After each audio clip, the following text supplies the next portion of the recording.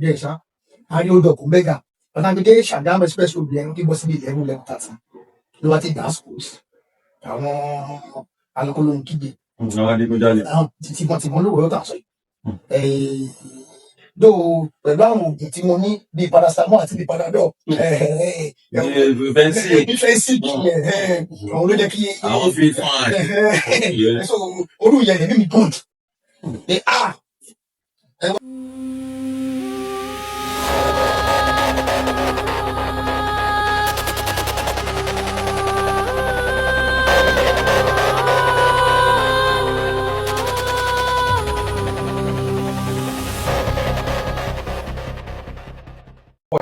báwo lẹ̀yin ṣe mọ̀ pa rédíò kó tó di pẹ́yìn náà join wọn láti bá wáyàn kó tó di pẹ́ ẹ̀yin wá ṣèwádìí nìjìyà. mo ti súnmọ́ ìdílé bàbá tó ní rédíò yìí ọdún ti pẹ́. ta ló ní wọn ní rédíò. bàbá wa Ọ̀túnba Samuel Abiodun Ogidan ni wọ́n ní rédíò so wọ́n máa ń ṣe ọdún end of the year lọ́dọọdún tó jẹ́ wípé èmi náà sábà máa ń pè as MC wọn every year jẹ́ pé every year báyìí ni bá máa ṣe MC bá máa ṣe àǹkọ everything ṣe gbogbo ẹ̀ so ọjọ́ kan akọ̀dẹ̀jọ́ sọ̀rọ̀ lọ́wọ́ ní àwọn tẹ̀ tí ní rédíò kan bẹ̀ yẹn but àwọn èèyàn wọn ò bá wọn mọ́nítọ̀ ẹ̀ bí àwọn tí bẹ̀rẹ̀ iṣẹ́ ń bẹ̀ o gidi kan àwọn dẹ̀ ní ìgbà ìkẹlẹ̀ rí mo ti bẹ̀rẹ̀ ní Super FM ní SMA mo ti bẹ̀rẹ̀ Super FM náà gbọ́n báyìí àmọ́ ní ìyẹn ò mìíràn ní tí a lè bá yín mọ́nítọ̀ ẹ̀ igbó ó yá wọ́n ní ó yá ó dẹ̀ àdẹ̀ṣe nígbà yà àdẹ̀ṣe everything náà gbogbo ẹ̀ lọ wọ́n ní kí ló kù àwọn ẹnjìníà bí a ṣe bẹ̀rẹ̀ ọ̀rọ̀ rédíò yìí báyìí tọ́lá nífẹ̀ẹ́ mi. ẹ má bínú ọ̀rọ̀ kan bẹ tí àwọn èèyàn sọ fún wa tọ́rọ̀ yẹn lọ wọ́n ní nígbà tí wọ́n máa bẹ̀rẹ̀ Lion FM wọ́n ní iná bá wọn forí kó rú kan fún gbogbo ẹja kan pọ́n fún wọn ọyẹ ìbomi torí kẹ́ bá lè jẹ́ GM nígbà yẹn. kò sí nǹkan tó jọ bàbá Ògìdán ti kọ́ bíbà yẹn kí n tó mọ Lion FM wọ́n ti kọ́ bíúdì tán wọ́n ti ṣe everything nǹkan tí wọ́n lè sọ pé mo bá wọn ṣe nígbà yẹn pé mo bá wọn mójútó installation táwọn engineer bá ń bọ̀ wọ́n kó materials kó àjọ because bàbá Ògìdán ò gbé lé kò lè sáwọn ọmọ ọkàn tó sí so àwọn ọ̀dà yìí Abímbọ́lá Bolówà ṣé wà ń jẹ̀bù wà ń jẹ̀bù sà lọ́ọ́ bá mi kàn ọ̀bọ̀ máa mọ́nítọ̀ pé wọ́n kì í yẹn pé mo dẹ̀ máa bá wọn mójútó dáadáa. ṣé torí gbogbo yìí tẹ̀yìn ṣe ń gbà yìí púpẹ́ tẹ̀yìn ṣe ń gbà yìí ṣé kẹ́ bá lè rí ayò wọ Lion FM gbà yìí. ó ti o no kì í ṣe torí kí n balẹ̀ láàyè at least mo ti níṣẹ́ mi lọ́wọ́ mo níṣẹ́ yìí lọ́wọ́ tí mò ń ṣe náà so mo níṣẹ́ lọ́wọ́ tí mò ń ṣe dáadáa èmi kàn ṣe wípé as a passion fún iṣẹ́ yìí and kọ́ tó wù mí lórí pé olùtúpàjẹ́ rédíò àkọ́kọ́ tó jẹ́ pé ọmọ Ìjẹ̀bú lónìí. ok gbogbo rédíò tó kọ́kọ́ wà mí. gbogbo tí ṣíṣe ọmọ Ìjẹ̀bú kọ́. Lion FM ló máa jẹ́ ọmọ Ìjẹ̀bú fún alákọ̀ọ́kọ́ pé ọmọ Ìjẹ̀bú ló kọ́ ọmọ Ìjẹ̀bú ló ní Lion FM. kó tó di pé ti Igbo FM dé. ìyẹn náà tó dé. so alárẹ̀ náà dé so tí wọ́n bá rí ọmọ Ìjẹ̀bú tó ti ń gbé nǹkan gbà ẹ gbọ́dọ̀ fún ní maximum support now. so lẹ́yìn bọ̀ tó sọ pé wíyá mo apply pé àwọn tó apply to be the general manager ibùdó gan bàtà ṣe screening mo ṣe screening fún gbogbo àwọn staff àti àwọn expert of the screening tí wàá list àwọn tó fẹ́ ṣe manager mẹ́ta tàbí tó ní kọ̀dẹ̀ ní kìíní sùn kí ó dùn ọ̀nà a máa ṣe screening fún manager oṣù kéyìn lọ ọ̀sẹ̀ kéyìn lọ ọ̀sẹ̀ kejì ọ̀sẹ̀ kẹta lọ a lè ti bẹ̀rẹ̀ test transmission ẹ̀sà àwọn mẹ́ta tí yóò kù yẹ ká ṣe screening fún ọkàlẹ̀ mọ́ ẹ tó máa ṣe fẹ́lá ọmọ mọ́ ìpè mí lọ́dọ̀ kan yẹn pé ọ̀gbẹ́ni àwọn olè jẹ́ abáramọ́ olè jẹ́ pẹ̀lú bóyá dúró ti àwọn láti jọ ìwọ náà kọ́ o ò kéré jù láti manage ibẹ̀ tó ẹgbẹ́ bàbá ẹ̀ lórí ṣé ò ní mójútó onímọ̀ mójútó ṣàkẹ́sọ lọ mójútó ẹni tó ti bàbá ẹ̀. ẹ fi di GM Lion FM ọkẹ ẹ jẹ́ ká wá lọ sọndà GM gbọ́dọ̀ ẹ jẹ́ ká wo GM tó bá pè kán ní GM rédíò báwo lẹ ṣe kó pẹ̀lú àwọn ìgbà pólítíkì tó wà lẹ́yìn wọ́n fẹ́ kẹ́ ṣí experience ní fún wa. ẹ̀kọ́ ńlá ni o tó wọ́n pè ọ́ general manager ó gbọ́dọ̀ ní aláwọ̀ gbọ́dọ̀ ní àwọn politics ó gbọ́dọ̀ yára láti gbọ́rọ̀ kó lọ́rọ̀ láti fèsì ó gbọ́dọ̀ jẹ́ onísùúrù gan-an tí ó gbọ́dọ̀ máa bínú then ó gbọ́dọ̀ jẹ́ ẹni tó wà discipline èèyàn discipline yẹn wà mí pé kí ẹ wá street jù ọmọọṣẹ́ mi ṣẹ̀ máa lọ ọmọọṣẹ́ yìí ṣẹ̀ máa lọ ó tì lẹ́ẹ̀kọ̀ọ̀kan kéèyàn máa bend ìtumọ̀ ẹni pé bàbá fọwọ́ tó ìfọwọ́ fọwọ́ orí wí. kàbí kò sì fà á wọn ra ẹnu iṣẹ́ ọmọ mi ìyá dé akọ̀ dé lásìkò tó yẹ kó dé aago mẹ́sàn-án mẹ́wàá amúrọ̀balẹ̀ ọ̀gá táyà mọ́tò tó ní ọmọ lójó kìdí kan ẹ̀dá kan kìdí kan so oríṣiríṣi àbíkẹ́ àwọn míì tiẹ̀ tún máa bára wọn jà àbíkẹ́ ló bí nǹkan tiẹ̀ lọ gbawó lọ́wọ́ client ó fẹ́ lórí program ó jẹ́ pé ìgbà tí àṣírí fẹ́ tún lọ́ọ̀ṣì máa sáré wọlé ọ̀gẹ̀dẹ̀ bùnmí láṣìírí àwọn client mi ti gbawó lọ́wọ́ wọn owó yẹn kọ́ mo sáré lò ní ara mi ò yá last week mo gbọ́ èrè lówó náà orú yẹn general manager yẹn láti má fẹ́ dọ̀ ti image station wọn torí pé tí kò bá allow program yẹn kó fly lórí afẹ́fẹ́ àwọn listeners wa ń ta wọn kì í mọ inner presenter àti freelance wọn máa believe pé o ti ń ṣe rédíò ní alágbájá pé bísù alánẹfẹ bí ti ń ṣe àwògbó lọ́wọ́ alánẹfẹ gbówó lọ́wọ́ àjùbá tó máa sọ nìyẹn. wọ́n mọ ìyàtọ̀. wọ́n mọ ìyàtọ̀ láàrin pé eléyìí kàn wá ra airtime ni àtẹ̀yìn tí ń ṣiṣẹ́ bẹ́ẹ̀ gan-an ojú òṣìṣẹ́. so ètò ọ̀rọ̀ airtime tó fọ́kọ̀ tí ò sanwó tó yẹ kó san táwọn àlejò dẹ̀ ti dé tó bá interview orú yẹn ní láti gbìyànjú àṣírí at that moment èlò ló yẹ kó san 20,000 naira èlò ló wà lọ́wọ́ yín ń ṣe 10,000 lọ́wọ́ gm yẹn lè bù láṣírí kókó 10,000 sábàpọ̀ ara ẹ̀ fún bóyá ẹ lọ sọ́sí marketing ẹ lọ ṣe program ọ̀hún but màmá yọ owó mi padà lára yín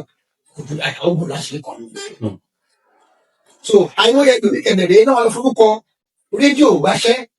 tí wọ́n tẹ̀ wá sí rédíò rárá tó pé táwọn yẹn bá tẹ̀ máa gbọ́ gm náà máa pè ẹ gm àwọn staff yìí kan wá wọ́n forúkọ wá wáṣẹ́ wọ́n forúkọ wá ṣe kíní kan wọ́n dákọ̀ kúrò kan so oríṣiríṣi ni tó bá bẹ̀rẹ̀ pé ìjẹ́nà máa ń jẹ́ àwọn gbọ́dọ̀ jẹ́ ẹni tó stand firm because if not so àti maintain àwọn èèyàn àti ó lè mọ̀. ẹ sọ ìrírí yín bí méjì kan tẹ ò pé afẹ́fẹ́ fi yín nínú àwọn ìtẹ̀sọ̀ yìí wò. ìrírí lára àwọn ìrírí tó ṣe fẹ́ kàyéfì sí mi tó jẹ́ wípé ibi táwọn èèyàn bàjẹ́ sí for example kí abẹ́rẹ́ àlejò wá lórí afẹ́fẹ́ báyìí ló dẹ̀ yìí wá tán ó dẹ̀ ń lọ ló ní general manager àyíǹda ẹgbẹ́ yìí báyìí ẹ̀yẹ bá wà kan fìlà tí àṣìkẹ́ general manager tó wò pé àwọn ọmọọṣẹ́ wà lẹ́yìn ó yà àwọn ọmọọṣẹ́ alágbájá gba owó yìí kẹlọ ṣí ẹ̀ àtúnyẹ òkèsà ìṣẹ́sà tó dẹ̀ lọ ọjọ́ kejì làwọn staff tó bẹ̀rẹ̀ sí ń kùn nínú bí kò náà kùn yẹn ni wọ́n á máa pẹ́ àìsàn àwọn lè gba owó lánàá pẹ̀jẹ̀ tó wù yẹn bà àwọn wo ni mo gbà ń gbọ́ sápẹ́jà owó ẹ̀ kọ́ kí ni mo ní kó ṣe ẹni ní kí n pín ẹwọn tó lè ṣe bí fáwọn tó kú ẹ ọgá mo ti ná ní o ẹwọn rú ẹ ṣé yẹn ò tó kọ́ sáfẹ́ ni yẹn torí pé ẹ̀yẹ tí ń dọ̀tí yìí báyìí ẹni tó wá béèrè lọ́wọ́ mi tí yẹn ò bá free láti wá béèrè lọ́wọ́ mi àwọn tó wá wọn máa mú sínú pé ọ̀gá ni wọn yẹn pèsè mọ́tò fún lówó wọn ò lè fowó jíṣẹ́ fún wa láì mọ̀ pé mo ti fún ẹlòmíì ní owó tàbí ìwọ tó jẹ́ wípé torí pé o jẹ́ studio manager tó kò jẹ́ studio manager wọ́n fẹ́ gbẹ lòmíì mọ́ ẹ ó fẹ́ kọ́ gbẹ lòmíì mọ́ ẹ kó tó kúrò lórí console tẹ́kọ̀ ti shifting kó tó kúrò lórí console wà á ti mú orí gbogbo system yẹn wà á jì dàrú tí wọ́n tó bá gbà síbẹ̀ ibi tí ẹ ti ń produce ẹlòmíì in that process akọ̀dé ni pé music kò play dáadáa ó ń bọ̀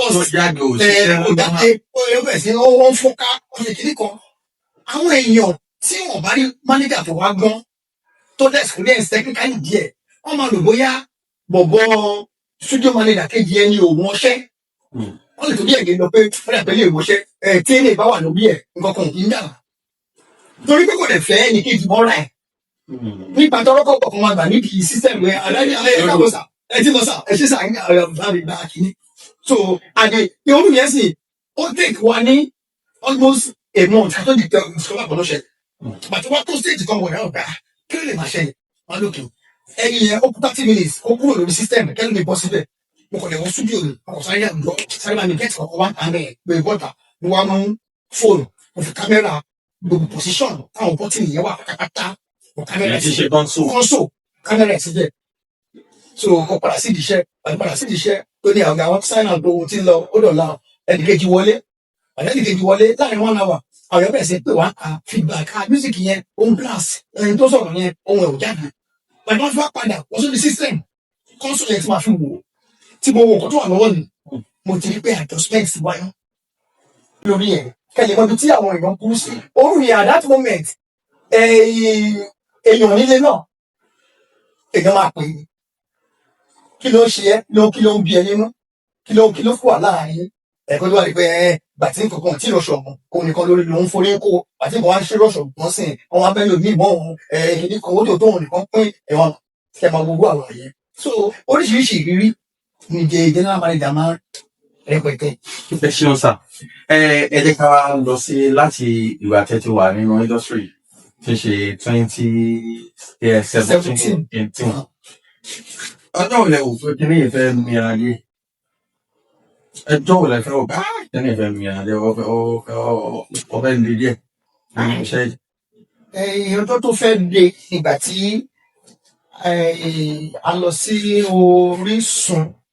tá a fẹ́ lọ rẹ̀kọ́ọ̀dù bàtà wá fẹ́ yàtọ̀ Orísun tẹlifíṣọ̀n tó wà ní Startime so tá a fẹ́ lọ rẹ̀kọ́ọ̀dù àti wà ń bẹ̀ látàárọ̀ bàtà wà fi dé kọ́ bí 6-7 o'clock wọ́n wá ní ká má bínú pé rẹ̀kọ́ọ̀dù wọn lè ká jẹ́ kó di Wednesday wọ́n fún wa náà under date pé ká máa yọ sọ wá kúrò ní pẹ̀lú mọ́tò àtẹ̀mí àti àbí méjì mẹ́ta ṣáà wà lórí ọdẹ ẹ̀ṣá àrí odò kò mẹ́gà ọ̀nà àgbèdè Ṣàgámù express road lẹ́nu kí bọ́ síbi 11:30 ló wá ti gbà schools àwọn alukolo ń kígbe àwọn adigunjalè tìbọn lówó yóò tà sọ yìí dó pẹ̀lú àwọn oògùn tí mo ná kò í sí o lórí ká tó rí àwọn ọlọ́pàá ká máa pè tó jẹ́ àwọn ọgbọ́n police command wà ní ṣe ìlíṣà ọ̀nà sọ́dọ̀ dà láti wá tú ọ̀nà yẹn it was around 2 o'clock lóru táwọn pé ẹ fi operate ní. but Ọlọ́run kẹ́ wa lórí pé ibi tá a wà wọn wá bá wa kú àtọ̀ operate ṣùgbọ́n ẹ̀dùn náà lọ́wọ́ tá a sọ. ọjọ́ yẹn iṣẹ́ ìkọ́kọ́ fẹ́ sú mi pé eléyìí tó lè bẹ́nu gbà yìí but èèyàn kan wá sọ mọ́tò lọ́jọ́ yẹn tó jẹ́ bí ọ̀gá pé ọ̀gbẹ́ni kò síṣẹ́ tí ò ní hazard pé lára àwọn hazard iṣẹ́ yìí náà pé ẹni tó wà nínú ọ́fíìsì gan tó ń kọ́ ọ̀kan lórí iṣẹ́ òun fẹ́ǹtì òun collapse pé so kì í má rò yẹn so. ọlágbára ẹ ṣeun mo dúpẹ́ lọ́wọ́ yín ẹ jẹ́ ká wá.